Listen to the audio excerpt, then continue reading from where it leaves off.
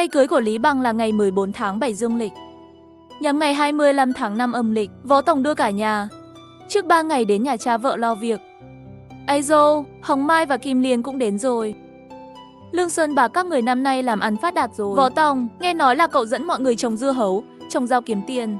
Người thân, hàng xóm của cha vợ thấy Võ Tổng thì quay lại bàn tán xì xào. Cháu rể ơi, cháu đã kiếm được bao nhiêu tiền? Đây không phải là nhầm lẫn chứ? Người hỏi là anh họ của bố vợ. Mặt ông thèm thuồng lắm. Nói nhanh đi, cậu có kiếm được vài chục vạn không? Giờ này nếu cầm trong tay 1 tới 2 vạn tệ thì ở vùng quê là người nổi tiếng lắm. Có 20, 30 vạn tệ thì gọi là ông chủ lớn rồi. Hai chị gái của Kim Liên ra đón. Vẻ mặt họ hơi ngượng ngùng. Em rể, cả nhà em đến rồi. Chị cả, chị hai, mấy người đến sớm thế? Đến đây lúc giữa trưa. Anh rể của em đi huyện mua đồ rồi. Sau một lát sẽ về. Kim Liên nói chuyện với hai chị. Võ Tổng vào phòng chào cha vợ. 7-8 người theo sau vào. Nghe anh nói chuyện với cha vợ. Cha vợ, hôm nay có việc gì cần phụ? Võ Tổng, hôm nay đã sắp xếp hết rồi. Chỉ chờ sáng mai mổ heo thôi. Tiểu Bằng dẫn Mao Lệ Hoa đi huyện mua quần áo, vàng. Tiểu Bằng dẫn cô gái nhà Mao việc mua đồ 2 ngày nay. Cha vợ nói chi tiết hơn. Giọng nói càng than thở. Cần mua máy ảnh à? Mới mua tivi 1 tháng trước. Giờ người ta không vui, đòi mua một cái tivi màu. Cha nói nhà anh rể thứ 3 còn chưa có tivi màu nữa mà. Lý Hồng Bình than tràn đầy. Cô gái nhà Mao muốn mọi thứ với giọng điệu đó. Tiền trong tay Lý Bằng đã tiêu hết rồi. Xe 3 bánh là mới, mô tô là mới. Cô gái nhà Mao còn muốn gì nữa? Ít nhất Lý Bằng có 30.000 tệ. Mở cửa hàng làm ăn ở thị trấn cũng ổn. Cô gái nhà Mao đòi tiền hồi môn, đòi đồ này đồ kia. Tiền trong tay Lý Bằng chẳng mấy chốc mà hết sạch. Cha vợ, cần khuyên Tiểu Bằng ngay. Giờ này rồi mà còn dám làm cô gái đó tức giận. Tranh cãi trên đường phố vì mua đồ. Cô gái nhà Mao tức giận muốn bỏ đi. Nếu không phải chúng tôi khuyên nhủ.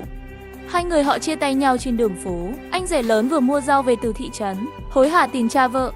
Võ Tổng, Lý Bằng nghe lời con. Không thì con đi thị trấn một chuyến coi chừng họ. Hãy khuyên họ đừng cãi vã vì mua đồ. Sợ chuyện không hay xảy ra mà đám cưới không thành. Cả đống tiền này đổ xuống sông cũng chẳng nói. Chúng ta mất mặt lớn rồi. Tâm trí Võ Tổng đầy chán nản.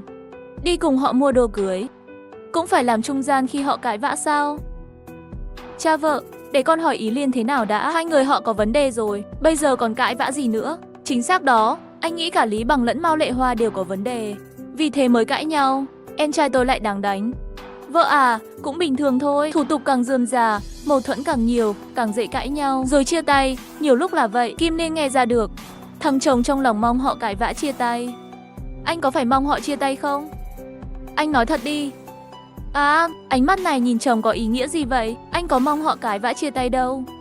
Em bảo anh đi hay không đi? Anh nghe theo em. Không đi, anh ăn no bự tới mức quan tâm họ cãi vã à? Tính tật của Lý Bằng, em biết rõ, chắc nó làm cô gái kia tức giận. Nhưng em cảm thấy Mao Lệ Hoa cũng không tốt lắm. Ý anh sao thì làm vậy đi. Trông coi chừng con trai là được rồi. Võ Tổng cười khặc khặc. Trong lòng cũng không muốn đi chút nào. Mày bảo mày sẽ lái xe tải lớn chở hàng kiếm tiền. Xe tải lớn ở đâu? Trước cửa trung tâm thương mại, huyện Hoàng Nguyên. Mao Lệ Hoa hỏi Lý Bằng với giọng giận dữ. Tam tỷ phu bảo tao học bằng lái xe tải. Học xong có thể lái xe tải lớn. Bằng lái, rồi xe tải ở đâu? Lý Bằng không dám nổi giận với Tam tỷ phu, chỉ to tiếng cãi vã với Mao Lệ Hoa. Tiểu Bằng, con đang làm gì vậy? Con muốn làm mẹ chết đó hả? Con chỉ quan tâm chiếc áo 100 tệ thôi sao? Con không quan tâm cô ấy à? Con đi về một mình bằng xe máy đó. Chuyện này không xong được. Con làm vậy sao gia đình mình còn mặt mũi nữa? Tiểu Bằng, hai đứa có lấy giấy kết hôn chưa? Chưa lấy đâu. Phải lấy giấy kết hôn à? Giờ nông thôn, nhiều người kết hôn không cần giấy kết hôn. Mọi người rất lạ lắm. Tại sao Võ Tổng hỏi vấn đề này? Lý Hồng Bình quay lại nói chuyện với con rể thứ 3, giọng điệu van xin. Võ Tổng, Tiểu Bằng nghe lời con đưa Tiểu Bằng đi một chuyến tới gia đình Mao được không? Nói lời tốt với họ, xin lỗi họ, đã đưa của hồi môn cho họ rồi. Mọi thứ đã chuẩn bị xong, không thể xảy ra chuyện gì ở thời điểm quan trọng này. Tâm trạng Võ Tổng rất miễn cưỡng, từ đầu đã không thích cô gái nhà Mao, hôm nay mới thấy rõ bộ mặt thật của Mao Lệ Hoa, không lấy nữa. Tiểu Bằng, em nói gì vậy? Cậu nói không cưới thì không cưới à? Cậu để mặt bố mẹ ở đâu? Không lạ gì em rể thứ 3 đánh cậu. Tính tình cậu thật tệ, mau đi xin lỗi người ta đi. Ba mẹ Triệu Tú Tú sợ hãi, chân tay run rẩy. Liên, Bình, chuyện này sao xử lý được đây? Đứa bé này gây chuyện lớn, ngày mai họ hàng đến rồi. Mặt mũi mình giờ để đâu? Cậu chỉ biết làm loạn thôi, sao cậu lại tự chạy về bằng mâu tô? Cậu bỏ cô ấy rồi, chuyện này không xong đâu. Võ Tổng nghe ra được rồi. Kim Liên cũng mong Tiểu Bằng không cưới được Mao Lệ Hoa. Cha mẹ, anh rể, không phải chỉ vì vài bộ quần áo. Anh bảo tôi lái xe tải nhưng tôi chưa lái. Cô ấy gây sự tìm chuyện. Tôi không có xe tải thì cô ấy không cưới tôi. Tâm trí Võ Tòng rối ren. Giọng điệu dường như liên quan đến bản thân mình. Vào đây, anh rể có chuyện nói với cậu. Trước mắt mọi người, Tam tỷ phu kéo em vợ đi nơi khác. Có phải em hứa với Mao Lệ Hoa không? Em lái xe tải chạy lấy hàng ở phía Nam. Cô ấy trông coi cửa hàng vạn tệ mà em chuyển lại. Cô ấy mới chịu lấy em làm chồng. Nghe lời anh rể, em có nói như vậy. Nhưng em đâu có tiền mua xe tải. Là anh không phải bảo mua xe cho em lái sao? Nếu không thì anh bắt em học bằng lái xe làm gì? Lý Tiểu Bằng dường như còn muốn nói gì đó nữa. Nhìn Tam tỷ phu một cái không dám nói. Tiểu Bằng, ý của Mao Lệ Hoa là em lái xe tải chạy lấy hàng làm ăn. Cô ấy mới lấy em làm chồng, em không lái xe và về quê làm ruộng. Cô ấy không lấy em làm chồng, phải không? Lý Tiểu Bằng mặt kinh ngạc. Tam tỷ phu cũng chưa từng gặp cô gái Mao Lệ Hoa này. Nhưng làm sao biết rõ như vậy?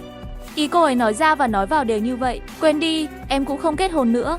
Chúng ta đến nhà cô ấy cũng vô dụng, trừ khi cô ấy thấy em thật sự lái xe tải. Lý Tiểu Bằng nói những lời này, Tam tỷ phu liền muốn cho hắn 2 cái tát. Nếu không có bố mẹ vợ và cô út ở đây, anh ấy cũng không buồn quan tâm chuyện này. Quay người ra ngoài, mẹ vợ và cô Mai mặt lo lắng chạy tới. Võ Tòng, chuyện gì đã xảy ra thế? Sự việc thật không xong rồi à? Lý Hồng Mai nói với giọng lo lắng. Bố, mẹ, cô út, Tiểu Bằng các người chờ đã. Con nói chuyện với Võ Tòng xíu. Một đám người nhìn Kim Liên, kéo chồng mình ra khỏi cửa. Võ Tòng, em không thích Mao Lệ Hoa. Em không muốn cho Tiểu Bằng kết hôn với cô ấy. Ôi, bây giờ em còn vui hơn. Em thấy bố mẹ em buồn, em không dám nghĩ vậy đâu. Võ Tòng, anh còn chưa nghe ra à? Mao Lệ Hoa thấy Tiểu Bằng không có xe tải để làm ăn. Đây là cố ý làm cho chúng ta khó xử, cố ý ép buộc chúng ta. Là anh bảo Tiểu Bằng lái xe tải. Kết quả thì sao? Anh nghĩ cô gái nhà họ Mao nghĩ sao? Cô ta ép anh mua xe tải cho Tiểu Bằng. Võ Tòng nhìn chăm chăm, kinh ngạc không nhỏ. Vợ ơi, vợ suy nghĩ sâu xa quá đấy. Ý vợ là muốn chồng mua xe tải cho Tiểu Bằng, buộc Mao Lệ Hoa đồng ý kết hôn. Võ Tòng, vợ không phải ý đó đâu. Ý vợ là mình không quan tâm đến Mao Lệ Hoa, tìm Thạch Tiểu Hồng. Hả? Võ Tòng gần như muốn nhảy dựng lên. Bà xã, cái đầu này của em nói những lời ngu ngốc sao? Em muốn Thạch Tiểu Hồng thế chỗ Mao Lệ Hoa kết hôn sao? Anh là Thạch Tiểu Hồng, em dám đến nhà tôi nói chuyện này không? Chồng sẽ đánh vợ 2 cái cho bớt khùng. Đầu óc không được tỉnh táo.